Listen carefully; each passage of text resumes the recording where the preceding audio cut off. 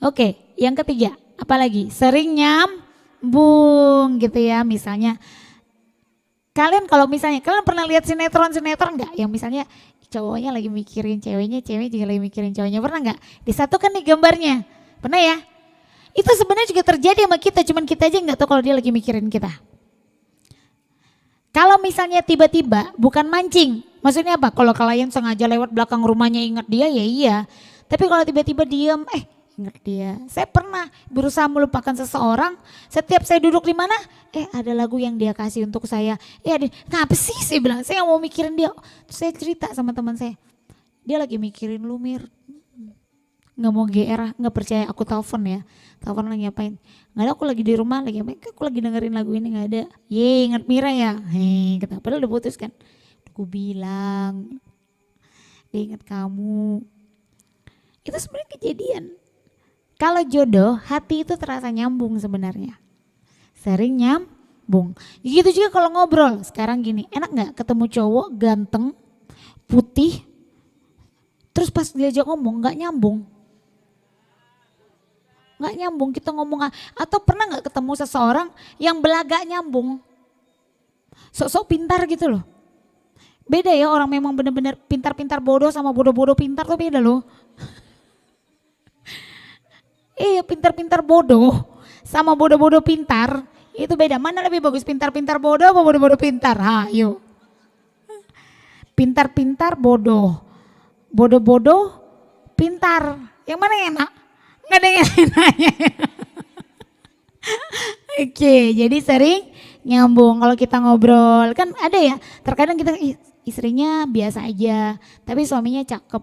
Ternyata memang dia memilih istrinya karena istri dibilang nyambung, enak diajak ngobrol, enak diajak cerita. Gitu, jadi perempuan tuh harus punya ilmu sayang. Agar kita kalau ngobrol apa aja dan ngomong sama siapa aja bisa nyambung. Saya waktu ketemu suami saya, dia bilang alasan waktu itu suami saya ada 3 wanita yang dekat dengannya. Gila ya, kecil-kecil kayak gitu banyak juga. Pertama adalah mantan putri pariwisata Pontianak.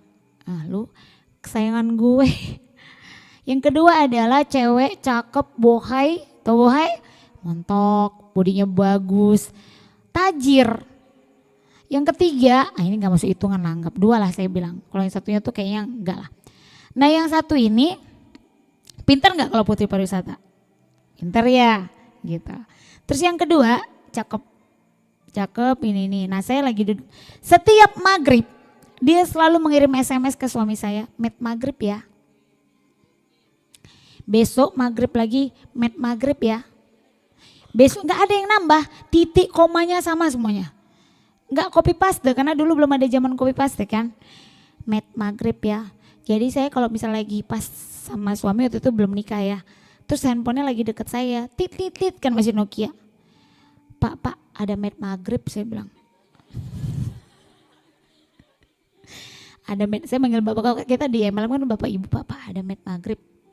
Ketawa deh.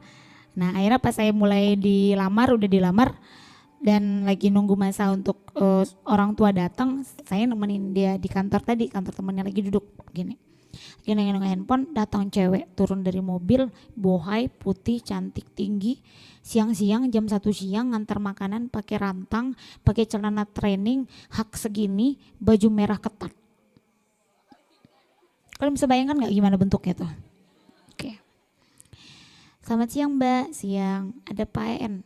Oh ada, kenapa Mbak? Di dalam mau ketemu? Enggak, saya cuma mau nitipin makanan. Oh ya tolong sampaikan ya Mbak.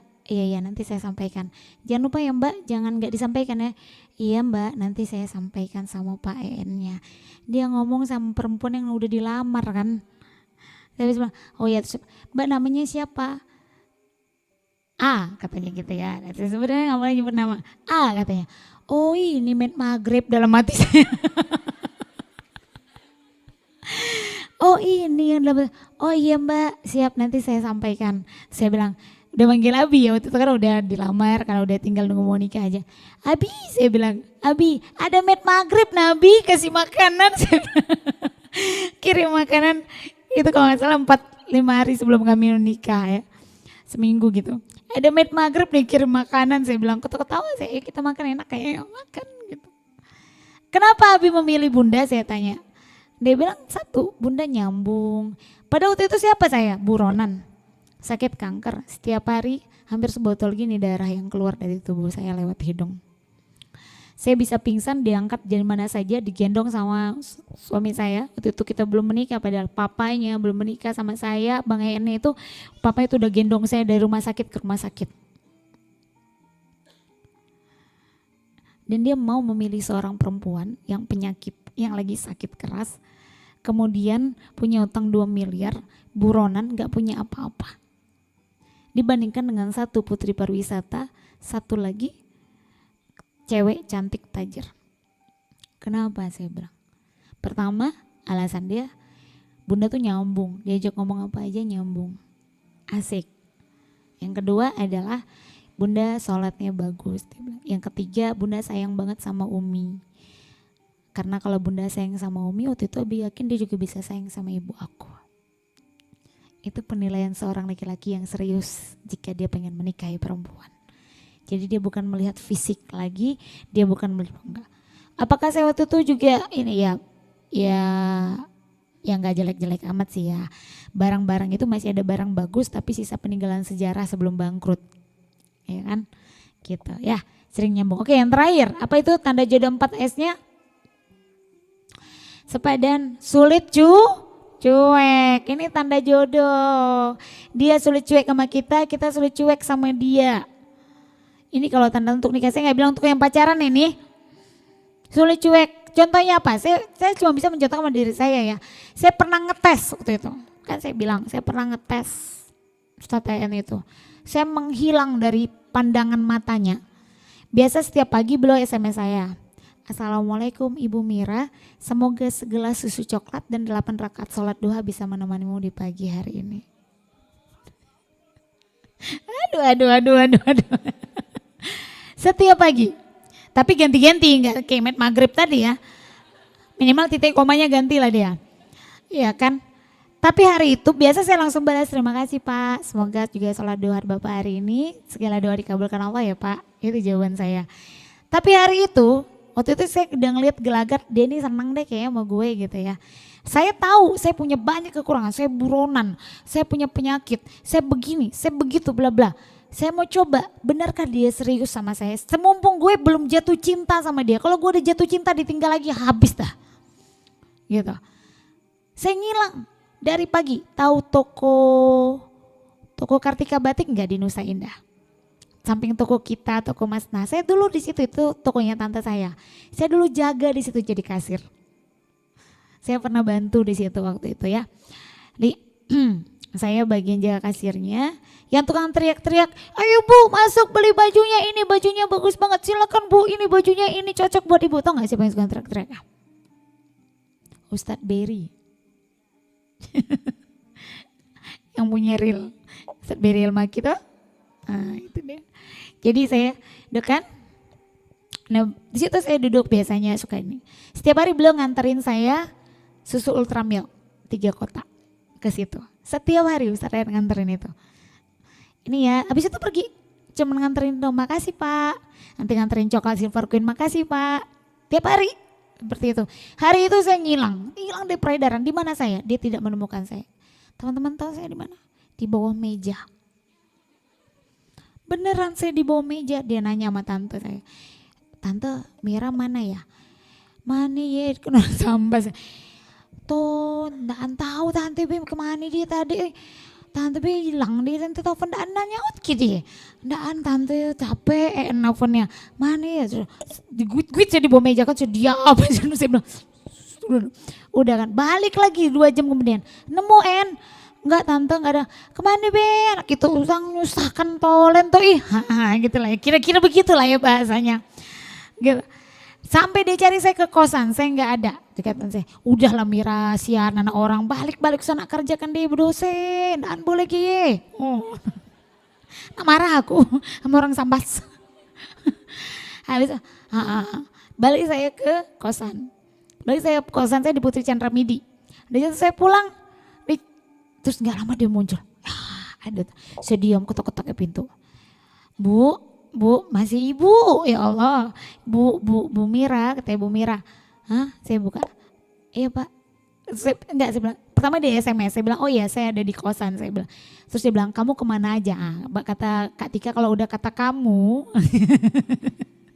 kalau udah bahasanya kamu kemana aja? Nah, itu. Oh iya maaf Pak, saya tadi gini. Ya jangan bikin orang susah, lain kali ngomong apa susahnya, kan handphone hidup gini. Dia telepon aktif kok nggak jawab gini. Merepet.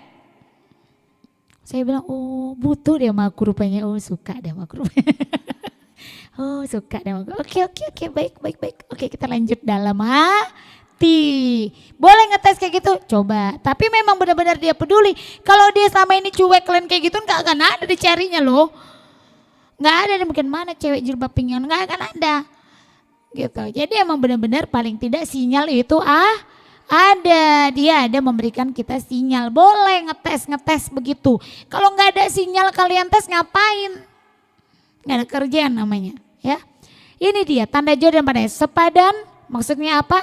Sepadan ini adalah salah satunya dibuktikan dari Al-Quran. Jodoh, seorang wanita penzina akan menikah dengan laki-laki penzina. Seorang wanita yang baik dia pasti akan menikah dengan laki-laki yang baik. Itulah kata sepadan. Karena itu tertulis di Quran. Di surah berapa ayat berapa, boleh dibuka kan Nur? Tek. Nah ini dia. Di surah An-Nur, pas pula namanya Kak Nur. Surah 24 ayat 26. Wanita-wanita yang keji adalah untuk laki-laki yang keji. Dan laki-laki yang keji juga buat wanita yang keji. Wanita yang baik adalah untuk laki-laki yang baik. Dan laki-laki yang baik adalah untuk wanita yang baik juga. Ini pernah saya teriakin sama ustadz saya pada saat saya ditinggal kawin Kak. Saya bilang, saya nggak tahu ayat surahnya itu. Saya teriak sama ustadz saya. Ustadz, saya bilang apakah Mira ini kurang baik ustadz, maka Allah nggak kasih dia untuk saya. Saya berpikir waktu itu dialah yang terbaik di dunia ini. Kaulah bulan, kaulah bintang, gara-gara kau aku berutang. Iya, bagi saya dia yang terbaik. Pokoknya dia segalanya lah bagi saya waktu itu. Saya bilang enggak Mira, bukan kayak gitu konsepnya nak. Percayalah, nanti kamu akan ketemu jodoh yang siap menerima segala kekuranganmu. Meskipun kamu buronan, meskipun mungkin kamu dalam penjara, meskipun kamu penyakitan. Itu dia tetap mencintaimu dan tetap menyayangimu. Itu nanti akan diberikan Allah kepadamu. Dan ternyata terbukti. Makasih.